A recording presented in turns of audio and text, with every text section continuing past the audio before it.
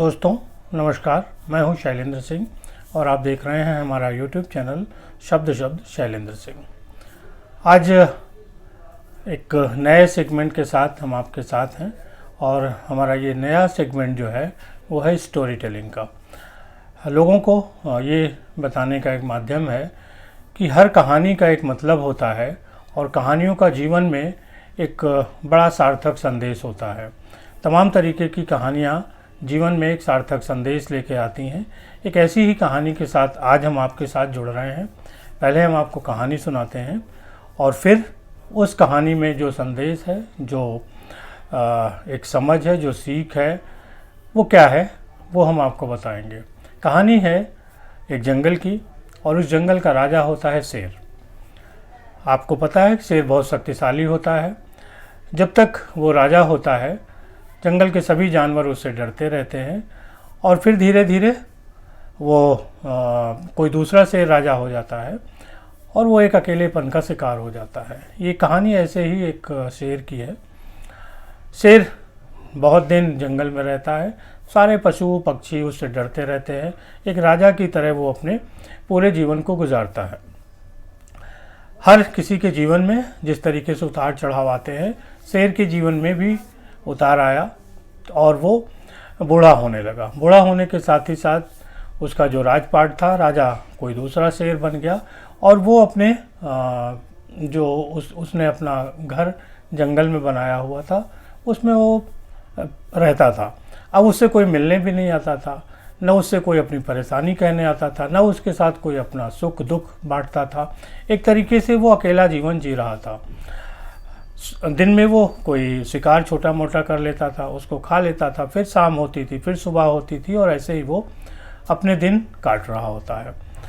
एक दिन क्या होता है कि वो सो रहा होता है और एक बंदर उधर से आता है। बंदर पहले उस शेर से बहुत डरता था जब वो राजा होता था, लेकिन आज जो शेर था कमज़ोर था, निढाल हो गया था और उसके जीवन में कोई हर्ष उल्लास भी नहीं था, तो वो अकेला खा पी कर और अपना सो रहा था। बंदर ने सोचा ये मौका अच्छा है और क्यों नहीं ना आज इससे कुछ बदला लिया जाता है। और वो शेर से बदला लेने के लिए उस शेर के कान खींचता है और कान खींचकर जब तक वो शेर जगता है तब तक वो पेड़ की डाली पर चढ़ जाता है। बंदर को ये पता होता है कि अब शेर इतना शक्तिशाली नहीं है कि उसका कुछ कर पाएगा। एक बार होता है बंदर फिर इधर उधर देखता रहता है। शेर भी देखता है कि किसी ने शरारत की, लेकिन वो कुछ बोल नहीं पाता।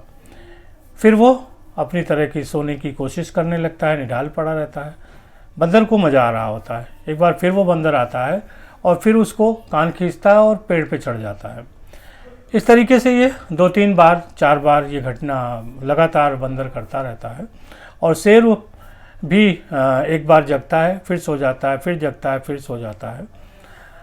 तो ऐसे ही जब थोड़ा सा समय और बीता तो बंदर ने पूछा कि देखो आज तुम कितने लाचार हो और आप कुछ कर नहीं सकते। तो शेर कहता है कि हाँ बात तो तुम्हारी सही है, लेकिन ये बताओ कि किसी ने देखा तो नहीं ये बात? तो उसने कहा नहीं, या तो मैंने देखा या आप जानते हो, दूसरा कोई नहीं जानता। शेर खुश हुआ। उसने कहा कि अच्छा ठीक है, तब मैं तुमसे कोई बदला नहीं लूँगा और तुम एक बार और कान खींच सकते हो। बंदर को बड़ा आश्चर्य हुआ कि यार शेर जो है बदला नहीं लेना चाहता। तो उसने पूछा कि भाई शेर जी आप ऐसे बताओ कि मैं आपके लगातार कान खींच रहा हूँ, आपको अपमानित कर रहा हूँ, परेशान कर रहा हूँ, लेकिन उसके बाद भी आपको गुस्सा नहीं आ रहा है। शेर बोला कि नहीं मुझे गुस्सा नहीं आ रहा है, अगर तुम दोबारा भी करना चाहते हो तो कर सकते हो।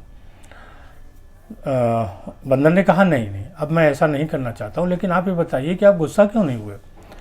शेर कहता है कि देखो भाई बंदर, मैं तो अकेले पड़ा रहता हूँ, मेरे पास तो कोई आता वाता भी नहीं है। जब मैं राजा था तो बहुत सारे लोग आते थे, बहुत सारे लोग फरियाद लाते थे, किसी का झगड़ा सुलझाना होता था, किसी को सज़ा देना होता था, किसी को शाबाशी देनी होती थी, बहुत सारे मेरे काम थे।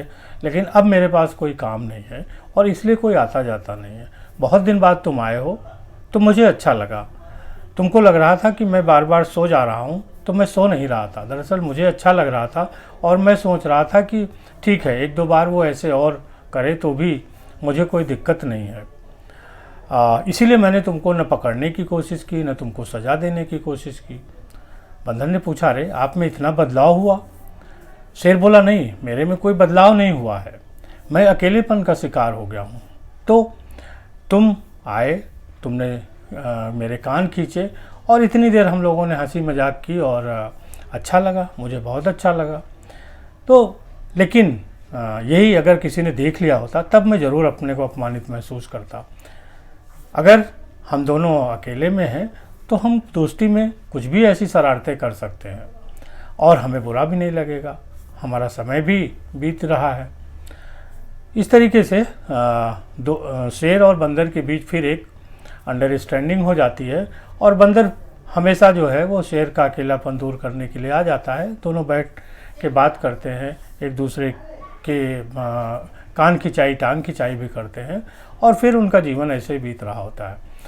दोस्तों, ये जो कहानी थी इसका सार सिर्फ इतना है कि अकेलापन हर किसी को महसूस होता है और उसे एक बंदर जैसे दोस्त की ज़रूरत होती है जो उसके अकेलेपन को दूर कर सके, उसको थोड़ा सी खुशी दे सके और जिसके साथ वो अपने भावों को बांट सकता हो।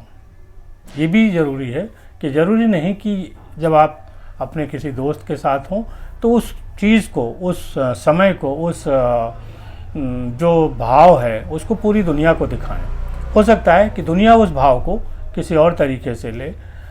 अगर बंदर कान खींचते हुए शेर के दिख जाता किसी और जानवर के तो शेर की बदनामी होती। उसे लगता कि देखो शेर कितना लाचार है कि एक बंदर कान खींच के भाग जा रहा है और शेर कुछ कर नहीं पा रहा। लेकिन शेर और बंदर की इस जो छेड़खानी थी इसको किसी ने देखा नहीं, इसलिए शेर को भी था कि ठीक है, कम से कम एक बंदर ही आया और उसने कुछ देर के लिए उसका अकेलापन दूर किया।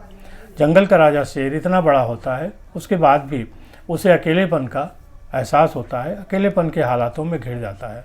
बहुत सारे ऐसे लोग हैं जो जीवन भर उच्च शिखर पे होते हैं, बहुत सारी सफलताएं होती हैं और उन सफलताओं के बीच, उस लोगों के बीच, उस जनता के बीच वो इतना घिरा रहता है कि उसे कभी अकेलेपन का अनुभव नहीं होता। अचानक वो अकेला पड़ता है तो ये सारी स्थितियां उसके सामने आ जाती हैं और फिर वो शेर की तरह लाचार हो जाता है। उसे लगता है कि एक बंदर जैसा दोस्त हो जो उसके साथ छेड़खानी कर सके और उन दोनों के बीच जो हुआ है वो सिर्फ उन तक सीमित रहे। कहानी की सीख यही है, ऐसे दोस्त ज़रूर आपके जीवन में होने चाहिए जो आपको समय बेसमय, ख़ास तौर पे जब आप लाचार हों, जब आपके पास कुछ लोग न हों, आप अकेलापन अनुभव कर रहे हों, ऐसे समय में कोई दोस्त ऐसा हो जो बंदर की तरह आपके कान खींच के भाग सके और आप उसमें भी उल्लास, हर्ष, खुशी तलाश सकें। शुक्रिया। आपको कहानी कैसी लगी ज़रूर बताइएगा और आपको ऐसी ही कहानियों के लिए हम सप्ताह में एक बार आपके बीच आएंगे। शुक्रिया, धन्यवाद, शुभ रात्रि।